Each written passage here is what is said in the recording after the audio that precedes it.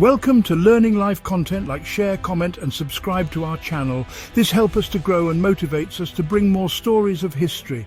Let's begin the story of ancient India before Shivaji Maharaj. India, a land of immense diversity and rich history, has witnessed the rise and fall of numerous empires and dynasties. Before the emergence of Shivaji Maharaj, a visionary leader who would shape the destiny of the Marathas, the Indian subcontinent was a complex mosaic of kingdoms and empires, each leaving an indelible mark on its cultural and political landscape. This essay delves into the annals of ancient India, exploring the major ruling powers that held sway before the advent of Shivaji Maharaj. From the snow-capped Himalayas in the north to the tropical shores of the south, ancient India was a land of contrasts and confluences. The northern plains, nourished by the mighty Indus and Ganges rivers, witnessed the rise of powerful empires that shaped the course of Indian history. The south, with its verdant Deccan Plateau and coastal plains, was home to equally formidable kingdoms known for their maritime prowess, architectural marvels, and cultural vibrancy. The political landscape of ancient India was far from static.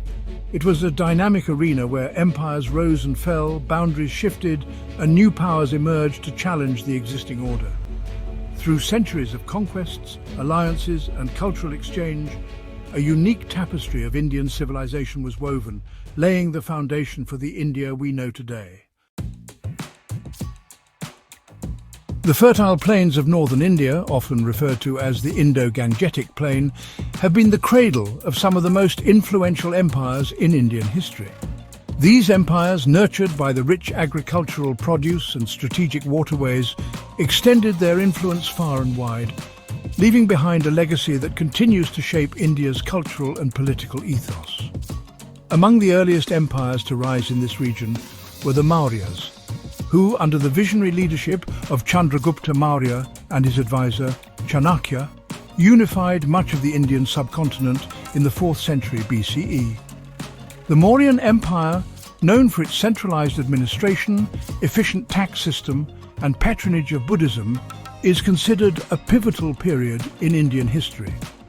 Following the decline of the Mauryas, northern India witnessed the rise of several regional kingdoms, including the Shungas, Kanvas and Kushanas.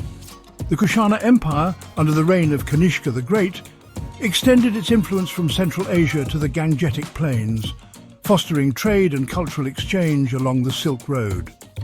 This period also saw the flourishing of Gandhara art, a unique blend of Greco-Buddhist aesthetics. However, the Gupta dynasty, which rose to prominence in the 4th century CE, is often hailed as the golden age of ancient India. The Guptas, under rulers like Chandragupta I, Samudragupta and Chandragupta II, presided over a period of unprecedented peace, prosperity and cultural efflorescence. This era witnessed remarkable advancements in literature, science, mathematics, astronomy and the arts, leaving behind a legacy that continues to inspire generations. While northern India witnessed the rise and fall of empires in the Indo-Gangetic Plains, the southern part of the subcontinent was also witnessing the emergence of powerful kingdoms that would leave their own unique mark on Indian history. These kingdoms, concentrated in the Deccan Plateau and the coastal regions of South India, developed distinct cultural identities while engaging in trade and conflict with their northern counterparts. Among the earliest and most prominent of these southern kingdoms were the Cholas, Cheras and Pandyas, collectively known as the three crowned kings of Tamilakam, the ancient Tamil country.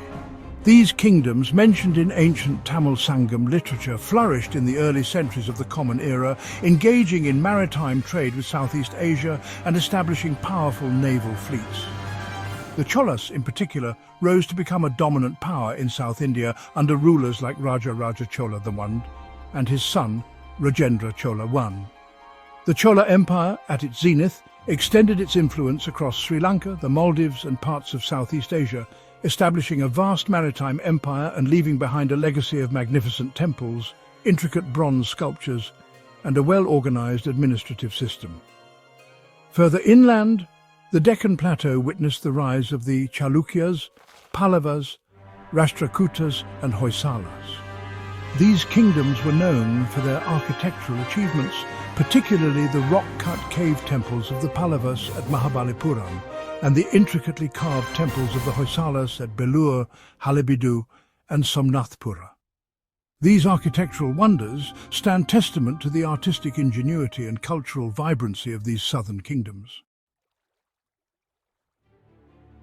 The arrival of Islam in India, initially through Arab traders along the Malabar coast in the 7th century CE and later through military conquests from the northwest, marked a significant turning point in Indian history. The interaction between these two distinct cultures, Indian and Islamic, led to a complex interplay of conflict, assimilation, and cultural exchange that would profoundly shape the course of Indian civilization. The first major incursion of Islamic forces into India came in the early 8th century CE when Muhammad bin Qasim, an Arab general, conquered Sindh in present-day Pakistan.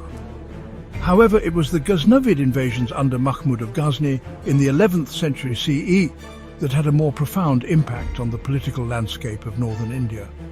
Mahmud of Ghazni, a Turkish ruler from Central Asia, led a series of raids into northern India, targeting wealthy temples and cities. Though his primary objective was plunder, his conquests paved the way for the establishment of Turkish rule in the region. The Ghaznavids were succeeded by the Ghurid Empire, another Turkish dynasty that would play a pivotal role in establishing the Delhi Sultanate in the late 12th century CE. The arrival of Islam brought with it a new religion, a new language, Persian, and new artistic and architectural traditions that would interact and blend with existing Indian traditions. This cultural fusion is evident in the architecture of the Delhi Sultanate period, which incorporated elements of Islamic architecture like domes, arches and minarets into traditional Indian designs. Section 5. The Delhi Sultanate, Consolidation and Conflict. The establishment of the Delhi Sultanate in 1206 CE with Qutb-ud-Din Aibak, a former slave general of the Ghurid Empire, as its first sultan, marked the beginning of a new era in Indian history. The Delhi Sultanate, which lasted for over 3 centuries, witnessed the rule of 5 different dynasties: the Slave, Khilji, Tughlaq, Sayyid and Lodi, each contributing to the consolidation and expansion of Islamic rule in northern India. The early sultans of Delhi faced numerous challenges, including consolidating their hold over the conquered territories, fending off Mongol invasions from the northwest, and subduing rebellious local rulers. However, they gradually managed to expand their empire, extending their control over much of northern and central India. The Delhi Sultanate, though often plagued by internal conflicts and succession disputes, made significant contributions to the development of Indian society. The sultans introduced new administrative systems, revenue collection methods, and military technologies. Persian, the language of the court, became a language of administration and literature, influencing the development of Urdu, a new language that emerged from the fusion of Persian, Arabic, and local Indian languages. This period also witnessed the growth of trade and commerce, with the Delhi Sultanate playing a crucial role in connecting India to the wider Islamic world. However, the relationship between the Delhi Sultans and the indigenous Hindu population remained complex, marked by periods of conflict, accommodation and cultural exchange. Section 6. Southern Resistance, the Vijayanagara Empire.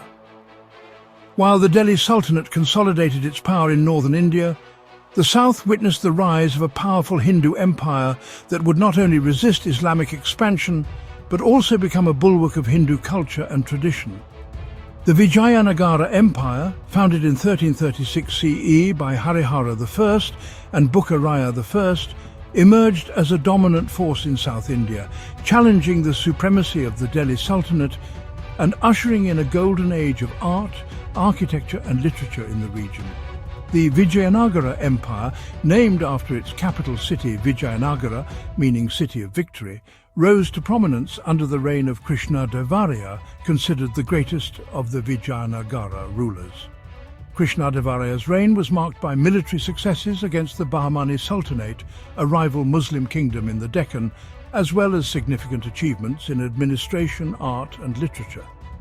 The Vijayanagara Empire was known for its impressive fortifications, magnificent temples and flourishing trade. The empire's capital city, Vijayanagara, present-day Hampi, was a bustling metropolis, attracting merchants and travellers from far and wide.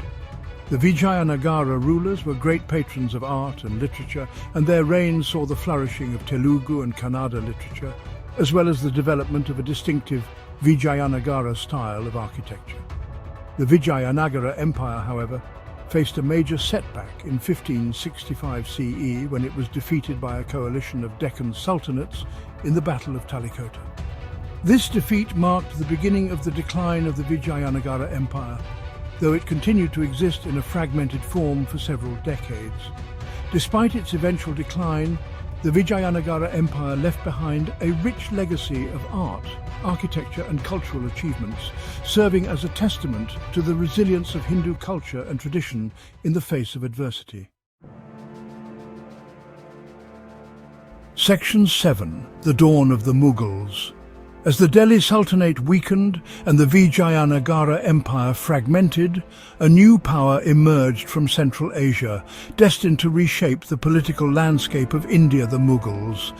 The Mughal Empire, founded by Babur, a descendant of Timur and Genghis Khan in 1526 CE, would go on to become one of the largest and most powerful empires in Indian history, leaving an indelible mark on the subcontinent's cultural, political and social fabric.